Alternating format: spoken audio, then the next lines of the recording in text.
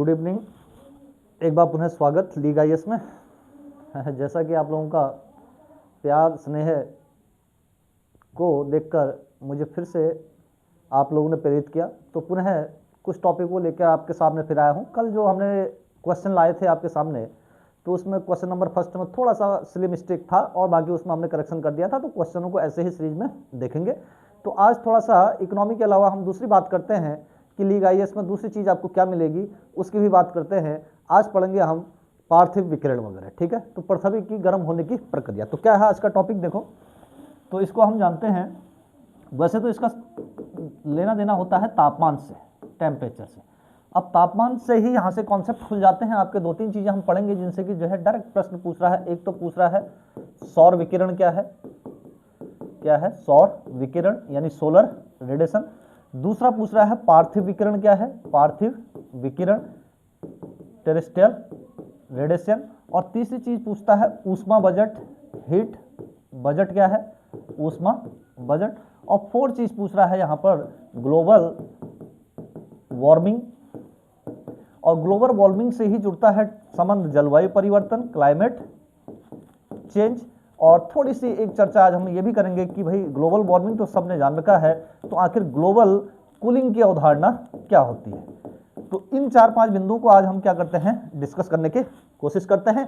देखते हैं कि आपके समझ में आता है या आपको आता है या नहीं आता है। तो आप क्या करेंगे, चैनल को जल्दी से जो है फट से क्या करेंगे, सब्सक्राइब करेंगे और इसमें कमेंट भी करेंगे। कमेंट भी करते जाइएगा। जितना आप कमेंट करेंगे उससे मुझे ये मिलेगा कि अगला टॉपिक आपके लिए क्या रेडी करके मुझे तैयार करके लाना है। आप टॉपिक भेज दीजिएगा, उन टॉपिकों में जिसमें समस्या है आपको उसको मैं क्या कर दूंगा, यहाँ पर डिस्कस कर दूंगा। तो आज इन्हीं की बात करेंगे। देखिए तापमान से रिलेटेड यही बिंदु आते हैं। तो पहला देखो, ध्यान समझिएगा इसको। ये अर्थ है आपकी, क्या है अर्थ, अर्थ का मतलब हुआ पृथ्वी। अब देखो पृथ्वी के चारों ओर के वातावरण को कहा जाता है पृथ्वी का वायुमंडल। क्या कहा जाता है इसको, वायुमंडल, एटमॉस्फेयर। अब यहाँ प्रश्न डायरेक्ट पूछा गया था कि भाई एटमॉस्फेयर वायुमंडल में जो है पृथ्वी का, उसमें कौन कौन से तत्व पाए जाते हैं। तो 3 संघटक तत्व होते हैं। यहाँ क्या होते हैं, 3 संघटक तत्व। और ये 3 संघटक तत्व कौन कौन से हैं, धूलकण 10 पार्टिकल, जलवाष्प वाटर वेपर, और थर्ड चीज होती है आपकी क्या, गैसेस। क्या होती है, गैस।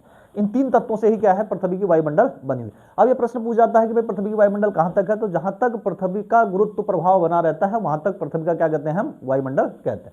तो पृथ्वी के तापमान का स्रोत जो है सूर्य है। जो सूर्य से आने वाली किरणें होती हैं, आप ध्यान समझिएगा, यही इन्हीं के संदर्भ में प्रश्न पूछा था एक।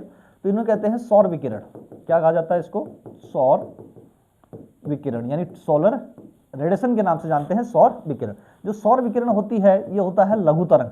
क्या होता है, लघु तरंग, यानी वेवलेंथ कम होगी और इसकी स्पीड क्या होती है, ज्यादा। यानी ये तीव्र गति से पृथ्वी की तरफ को आती हैं। लगभग 8 मिनट 20 सेकंड में क्या होती हैं, ये पृथ्वी पर पहुंच जाती है। अब इस सौर विकिरण के लिए जो पृथ्वी की वायुमंडल होती है, जहां ये देखिए हमने अभी पढ़ा था धूलकण हैं, गैसेस हैं और जलवाष्प है।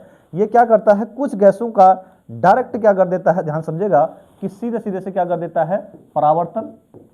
क्या कर देता है, परावर्तन। और कुछ का क्या करता है, अपवर्तन। इसको क्या कहते हैं, अपवर्तन। एक रिफ्लेक्शन होता है, एक रिफ्रैक्शन। और कुछ का क्या करता है, स्कैटरिंग। जब ये 10 पार्टिकलों से टकराएगा तो उसके बाद ये क्या करता है, ऐसे करके इसको फैला देता है। तो इस प्रक्रिया को कहते हैं प्रकीर्णन। क्या कहा जाता है, स्कैटरिंग। इस प्रकीर्णन के कारण ही आसमान का जो रंग है वो क्या होता है आपका, नीला। और इसे नीला प्रकाश भी कहा जाता है, ब्लू लाइट। तो ब्लू लाइट अगर आपसे पूछेगा तो यानी जो पृथ्वी के वायुमंडल में डस्ट पार्टिकल हैं, इनने जो जिसका क्या कर दिया है, प्रकीर्णन कर दिया है, यानी स्कैटरिंग कर दिया, फैला दिया है, उसी को कहते हैं ब्लू लाइट। इसी कारण दिन में आपको आसमान का कलर क्या दिखाई देता है, नीला। और इसी के कारण रात के अंधेरे में भी हमें कुछ कुछ चीजें क्या होती हैं, देखने को मिल जाती।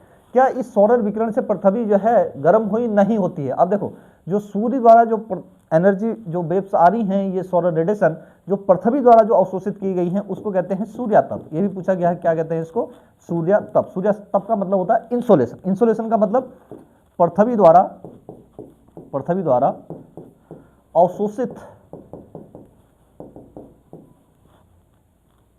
ऊर्जा की मात्रा को आप क्या कहेंगे, इंसोलेशन। अब इस इंसोलेशन से यहां एक पॉइंट लिख दे रहा हूं, पृथ्वी एवं पृथ्वी की वायुमंडल, पृथ्वी की वायुमंडल सीमित रूप से गर्म होती है। क्या होती है? सीमित रूप से गर्म होती है, यानी ये कहें तो इससे गर्म नहीं होती। तो सूर्य तप है क्या? फिर देखो, पृथ्वी द्वारा अवशोषित ऊर्जा की मात्रा को हम क्या कह रहे हैं? इंसोलेशन कह रहे हैं। अब इससे क्या कह रहे हैं? पृथ्वी एवं पृथ्वी की वायुमंडल गर्म नहीं होती। तो होती किससे है फिर गर्म?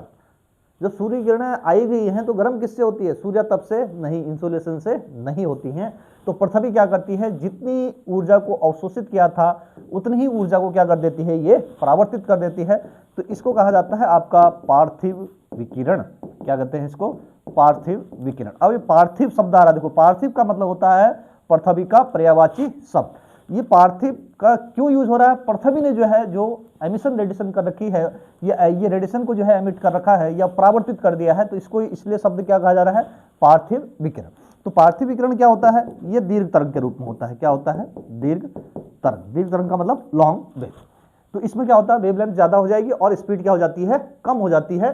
तो ऐसे में जो पृथ्वी की वायुमंडल के यहाँ कुछ गैसेस पाई जाती हैं, जिन गैसेस को हम कहते हैं GHG। क्या कहा जाता है? GHG, यानी ग्रीन हाउस गैसेस। तो इस पार्थिव विकिरण के लिए जो GHG गैसेस थे, इसमें देखो सबसे मुख्य गैस, ये पिछली बार आपके पीसीएस के पेपर में पूछा गया था, CO2, दूसरी है मेथेन, होने को CFC और भी होती हैं। तो ये दो गैसों का रेशियो ज्यादा रहता है। देखो जो CO2 है इसका रेशियो किसके लिए? इस जो है पार्थिव विकिरण के लिए, या इसी को हम एक प्रोसेस कहेंगे, आगे देखिएगा जो टर्म लिखा था हमने ग्लोबल वार्मिंग। तो 60% जिम्मेदार ये होती है, बाकी 20% जिम्मेदार जो होती है मेथेन। और ये डायरेक्ट पूछा था भाई CO2, लेकिन कथन के रूप में था कि कितना परसेंट जिम्मेदार होता है, वहां 40 लिखा था तो गलत हो जाएगा, तो ये कितना है? 60%। अब ये जो GHG गैसेस क्या है, देखो इस पार्थिव विकिरण को क्या करती हैं? ब्लॉक कर देती हैं। ये वापस नहीं जाने देती है, वापस नहीं जाएंगी। तो इसी से पृथ्वी की वायुमंडल गर्म होती है। क्या होती है? पृथ्वी की वायुमंडल क्या होती है? गर्म होती है। तो पृथ्वी की वायुमंडल किससे गर्म हो रही है, या पृथ्वी किससे गर्म हो रही है? पार्थिव विकिरण से। आपने ये देखा भी होगा, देखो सूर्य किरणें जबकि दिन में लंबवत होती हैं, 12 बजे जो है सूर्य किरणें प्रत्येक देशांतर रेखा पर क्या होती है? लंबवत, लेकिन तापमान अधिकतम जो पाया जाता है वो 2 से 4 बजे के मध्य पाया जाता है। तो उसके पीछे का कारण क्या है? तो उसके पीछे का कारण सीधे सीधे से लेना देना किसका है? पार्थिव विकिरण का। ऐसे ही आप देखोगे कि सूर्य किरणें कर्क रेखा और मकर रेखा के मध्य जो है वह क्या होती है? लंबवत होती हैं, या तो उत्तरायण होता है या सूर्य का दक्षिणायन। तो ऐसे में देखिएगा जब जून में होता है तो उत्तरी गोलार्ध में होता है, और आपका दिसंबर में दक्षिणी गोलार्ध में। तो जून में लंबवत होने के बावजूद गर्मी कब होती है? असली सड़ी गर्मी पड़ती है जुलाई अगस्त में। इसका मतलब है पार्थिव प्रभाव के उत्पन्न होने में 1 महीने का अतिरिक्त समय लग जा रहा है। अगर हम दिन की बात करें तो दिन में 12 बजे होती हैं, लेकिन गर्म कब होता है? 2 से 4 बजे के मध्य। तो इसको तो कहा जा रहा है आपका देखो पार्थिव विकिरण। ठीक है। अब ये जो CO2 लिखा था, इसका जो है वायुमंडल में जो रेशियो है वो है 0.03%। इतना होना चाहिए था, आइडियल कंडीशन इतनी होती है। लेकिन इसमें हुआ क्या है कि ह्यूमन एक्टिविटीज के कारण इस CO2 की मात्रा में क्या हो रही है? वृद्धि हो गई है, और ये रेशियो पहुंच चुका है 0.36% हो चुका है। तो यानी हमारा क्या हो गया? सीधे सीधे से वायुमंडल में CO2 की मात्रा क्या हो चुकी है? बढ़ चुकी है।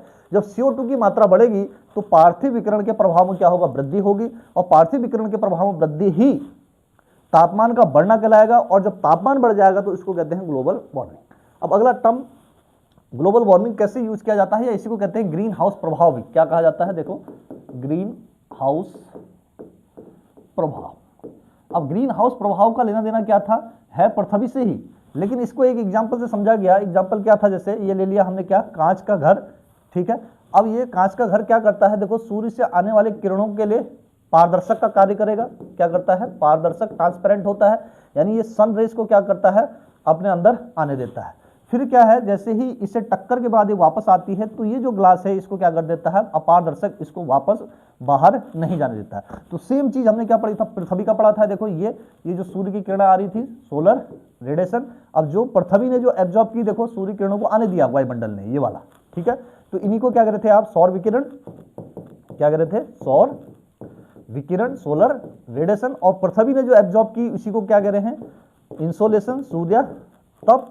तो सूर्य तप से गर्म नहीं हो रही, लेकिन यही जितनी एब्जॉर्ब की थी या अवशोषित की थी उतना ही क्या कर दिया? वापस कर दिया। लेकिन यहां पर क्या करा आप देखो, GHG गैसेस ने इसको वापस नहीं जाने दिया। तो ये पृथ्वी के संदर्भ में क्या हुआ? ग्रीन हाउस प्रभाव। अब जैसे हमने क्या कहा कि इस CO2 की मात्रा में वृद्धि होगी तो ग्रीन हाउस प्रभाव में क्या हो जाएगी, वृद्धि हो जाएगी, और ग्रीन हाउस में वृद्धि होना ही क्या कहलाएगा आपका ग्लोबल वार्मिंग। क्या कहलाएगा, ग्लोबल वार्मिंग। वैश्विक तापन कहा जाता है हिंदी में, वैश्विक तापन यानी पृथ्वी के तापमान में क्या हो रहा है, वृद्धि। और जब पृथ्वी के तापमान में औसत में जो है वृद्धि हो जाए, हालांकि होना कितना चाहिए, जब हम एवरेज टेम्परेचर की बात करेंगे, औसत तापमान।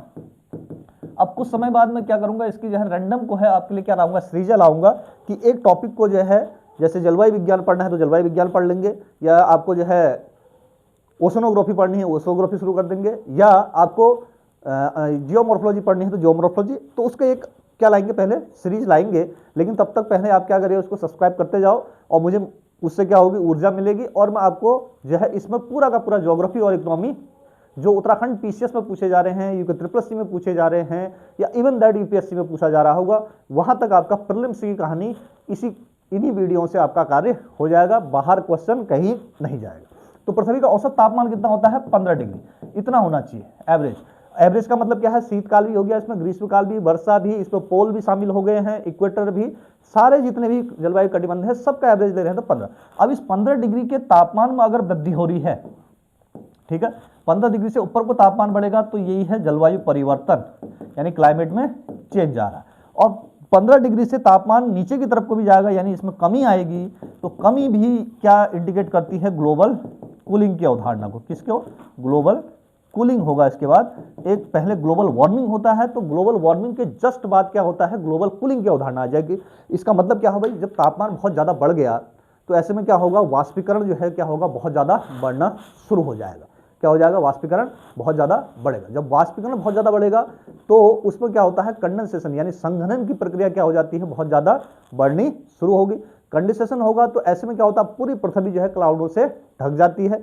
जब पृथ्वी पूरी क्लाउडों से ढक जाएगी तो उसी के बाद क्या होता है, आइस गिरनी शुरू हो जाती है, तो उसी एरिया को कहते हैं आपका ग्लोबल कूलिंग की अवधारणा। तो अब आपसे पूछा जा सकता है कि भाई इसी ग्लोबल कूलिंग को हम कहते हैं हिमयुग। क्या कहते हैं, हिमयुग, आइस एरा। अब पृथ्वी में आपके कितने हिमयुग आए हैं, आइस एरा, तो ये यानी इसका मतलब है पृथ्वी में जलवायु परिवर्तन होते रहते हैं। तो पहले गर्म थी, फिर ठंडी थी, तो ठंडी वाला एरा था वो कहलाता है आपका प्री कैम्ब्रियन काल में आया था। दूसरा जो आया था वो आया था कार्बोनिफेरस, और थर्ड जो आया था वो आया था आपका प्लेस्टोसीन। जो वर्तमान में है, जिस एरा में आप रह रहे हैं, वो है आपका कौन सा, होलोसीन। वो क्या कहलाता है, होलोसीन। अब ये होलोसीन ऑलरेडी क्या है, गर्म, ये क्या था, ठंडा। देखो उष्ण, शीत, फिर से शीत, ये जो है आते रहते हैं। ये प्री कैम्ब्रियन काल जो है आपका, ये था आपका 150 करोड़ वर्ष पूर्व, और ये है आपका 35 करोड़ वर्ष पूर्व, और ये था आपका 10,000 BC में क्या हुआ है, ये समाप्त। देखो पृथ्वी में गर्म ठंडा ये क्या है, युग आते रह रहे हैं। तो पृथ्वी का ठंडा होना ग्लोबल कूलिंग, और पृथ्वी का गर्म हो जाना क्या कहलाता है, ग्लोबल वार्मिंग कहलाता है। और चाहे गर्म हो या चाहे ठंडा हो, ये सब अगर जो है औसत दशाओं में जो है परिवर्तन होना शुरू हो जाए तो उसी को कहा जाता है आपका जलवायु परिवर्तन। क्या कहा जाता है उसको, जलवायु परिवर्तन। तो अब आप क्या करेंगे, जो भी आपको टॉपिक से रिलेटेड, जो भी ज्योग्राफी, इकोनॉमी, इन्वायरमेंट, इनसे जो टॉपिक आपको भारी भरकम लग रहे हैं एग्जाम ऑफ पॉइंट से, वो आप क्या करेंगे, चैनल पे कमेंट कर दीजिए। उसको हम जो है अगली वीडियो में आपको क्या करेंगे, डिस्कस करेंगे। और कुछ समय बाद हमने क्या कहा था, आपको एक सीरीज ही, इस पर जो है हम श्रृंखला ही शुरू कर देंगे 1 by 1 टॉपिक से। जिन टॉपिकों से आपको शुरुआत करनी है उसमें आप क्या करेंगे, कमेंट करेंगे। तो मिलते हैं नेक्स्ट वीडियो में। धन्यवाद। क्या करिए, शेयर करिएगा, सब्सक्राइब करना, और अपने दोस्तों को भी इसको क्या कीजिएगा, शेयर करिएगा। और जितना ज़्यादा से कमेंट करेंगे उतना ज़्यादा वीडियो में लगातार इसमें लाते रहूँगा। धन्यवाद।